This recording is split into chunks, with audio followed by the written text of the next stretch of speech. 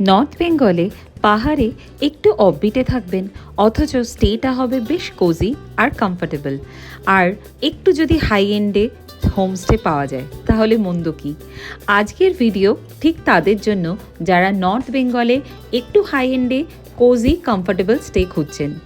চলে আসুন দেখতে আমাদের life in a travel bag চ্যানেলে দাওয়াই পানির নতুন এক ভিডিও।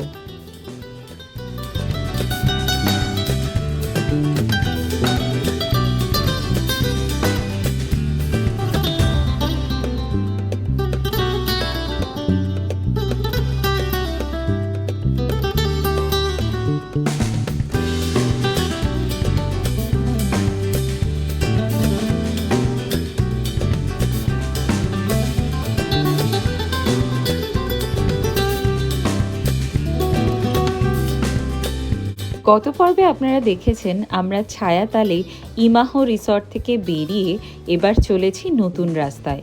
হ্যাঁ, সিকিম ছেড়ে আমরা চলেছি নর্থ বেঙ্গলের রাস্তায়।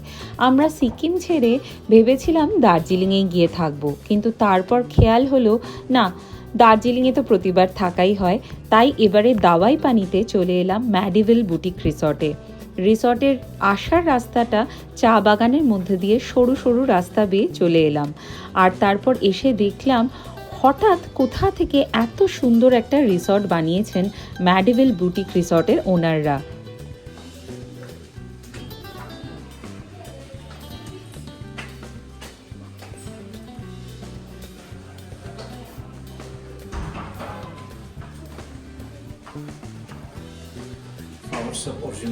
ম্যাডিভেল বুটিক রিসর্টের রুম, আমাদের ফার্স্ট ফ্লোরের রুম পেয়েছি, ভীষণ সুন্দর সাজানো।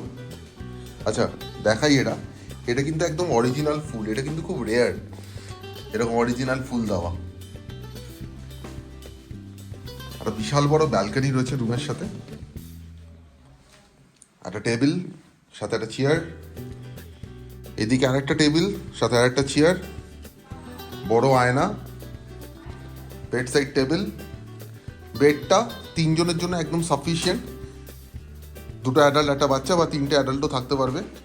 এদিকে কিন্তু একটা সুন্দর কাবার্ডের মতো স্পেস করা রয়েছে, এই স্পেসটা কিন্তু খুব সুন্দরভাবে ইউটিলাইজ করা যায়।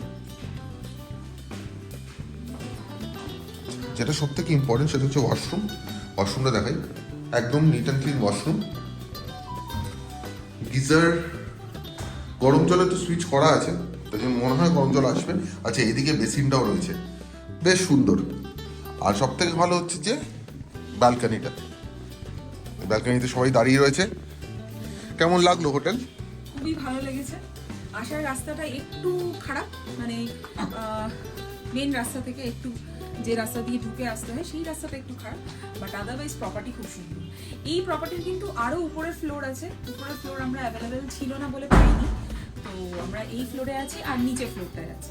নিচে ফ্লোর থেকে অবভিয়াসলি একটু গাছগাছালির ভিউ আছে, বাট এই ফ্লোর থেকে ভিউ বেশ ভালো। এখন তো সবই ধোঁয়াশা হয়ে আছে, আকাশ ক্লিয়ার থাকলে দেখা যাবে যে অ্যাকচুয়ালি কতটা ভালো দেখা যায় কাঞ্চনজঙ্ঘা এখান থেকে। আর পেছনে সানসেট হবে, আর যদি মেঘ কেটে যায় তাহলে সানসেটটা দেখা যাবে।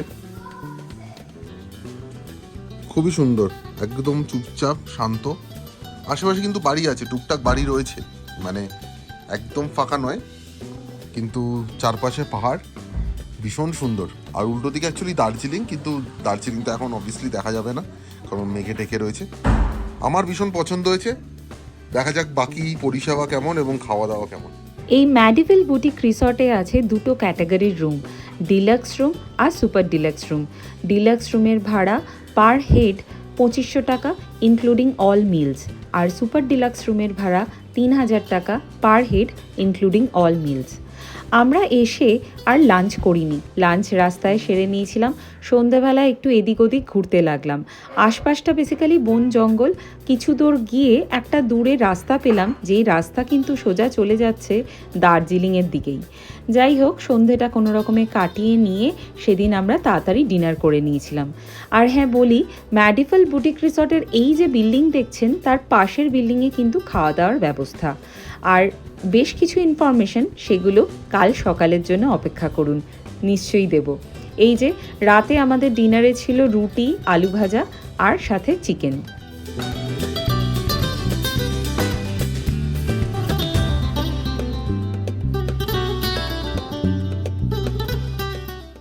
এই যে দেখতে পাচ্ছেন দূরে দার্জিলিং দেখা যাচ্ছে। হ্যাঁ, পরের দিন সকালে ঘুম থেকে উঠেও দেখলাম আকাশের মুখ বেশ ভার, তাই কাঞ্চনজঙ্ঘা দেখা যাওয়ার তো কোনো প্রশ্নই নেই, কিন্তু দার্জিলিং বেশ ভালোই বোঝা যাচ্ছে। যদিও এই ভিডিওটা কিন্তু ক্যামেরায় বেশ জুম করেই কিন্তু তোলা, আর যদি জুম না করি তাহলে ঠিক এই রকমই ভিউ। আশপাশে দূরে গ্রামে যথারীতি রান্না হচ্ছে, তাই ধোঁয়াও বেরোচ্ছে, হয়তো কাঠ পুড়ছে, আর চারপাশে একটু গানও চলছিল। খুব অফবিট বললে ভুল হবে, কারণ আশপাশে গ্রাম রয়েছে, আর গ্রামের বাড়িতে সকাল সকাল বেশ জোরে কিন্তু গানও চলছিল। তবে এই বারান্দাটায় কিন্তু সকাল সকাল কাটাতে মন্দ লাগছিল না। কিছুক্ষণ পরে আমরা ফ্রেশ হয়ে চললাম সোজা ব্রেকফাস্ট সারতে।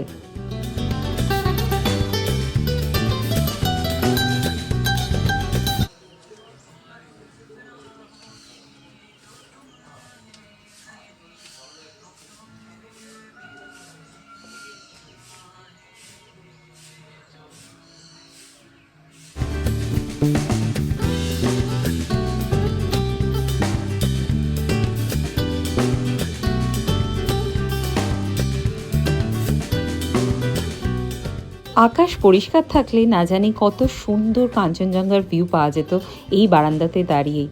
ভাবতে ভাবতে এবার আমরা চললাম ব্রেকফাস্টের দিকে। এই যে আপনাদের দেখাই, ম্যাডিভেল বুটিক রিসর্ট হচ্ছে এই বিল্ডিংটা, মানে আমাদের রুমগুলো রয়েছে এই বিল্ডিংয়ে, আর তার ঠিক উল্টো বিল্ডিংয়ে দেখুন সিঁড়ি দিয়ে বই উঠে যাচ্ছে ব্রেকফাস্টের দিকে।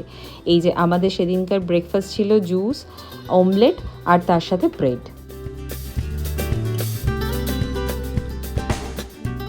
এই যে সিঁড়িটা দেখতে পাচ্ছেন, এই সিঁড়ি দিয়ে নেমে গেলেও কিন্তু আছে একটা রুম। এখানেও কিন্তু সুন্দর থাকার ব্যবস্থা আছে, আর ম্যাডিভেল বুটিক রিসর্টের সব রুমগুলোই মোটামুটি সেম কোয়ালিটির, মানে ডেকরটা মোটামুটি সেম। এবার আপনাদের ম্যাডিভেল বুটিক রিসর্টের একটা খুব ইম্পর্টেন্ট ইনফরমেশন দিই। এই যে দেখতে পাচ্ছেন সিটিং এরিয়া, এখানেই কিন্তু বেসিক্যালি ওনাররা থাকেন, তো সুতরাং এটা ওনাদেরই জায়গা বলা যেতে পারে। এবার আপনি যে জুতোটা পরে আসবেন, মানে ম্যাডিভেল বুটিক রিসর্টে আসবেন, সেই জুতোটা আপনাকে ঠিক এখানে ড্রপ করে দিতে হবে। আর ওনারা বেশ কিছু স্যান্ডেলের ব্যবস্থা করেছেন, সেই স্যান্ডেলগুলো পরে নিয়ে আপনাকে যেতে হবে লাঞ্চ, ডিনার বা ব্রেকফাস্ট করতে ওই পাশের বিল্ডিংয়ে। এবার হতেই পারে যে আপনার পায়ে সাইজ ওয়াইজ আপনি স্যান্ডেল পেলেন না।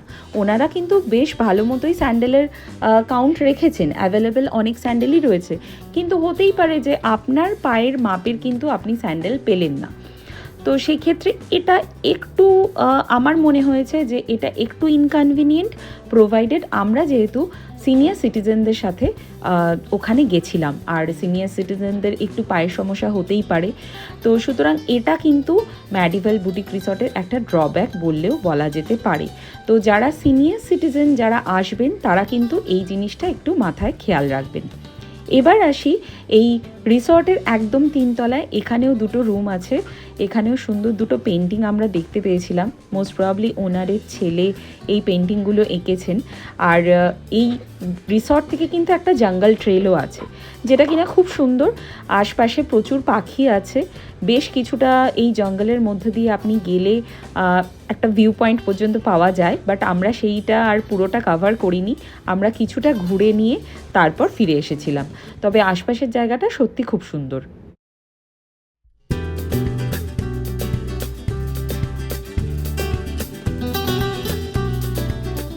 ম্যাডিভেল বুটিক রিসর্টের যেটা সব থেকে প্লাস পয়েন্ট রেখেছিল সেটা হলো এখানকার কোজি আর কমফোর্টেবল স্টে, আর তার সাথে খাবার দাবারের টেস্টও কিন্তু বেশ ভালো ছিল।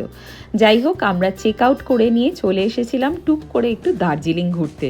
এতটা কাছে গেছি দাওয়াই পানি, অথচ দার্জিলিং যাব না সেটা কি করে হয়। তবে দার্জিলিংয়ে গিয়েও সেদিন কিন্তু দেখলাম আকাশ বেশ ঘোলাটে হয়েই রয়েছে। তবে দার্জিলিং ম্যালে গেলে যে কোনো অবস্থাতেই মন ভালো হয়ে যায়।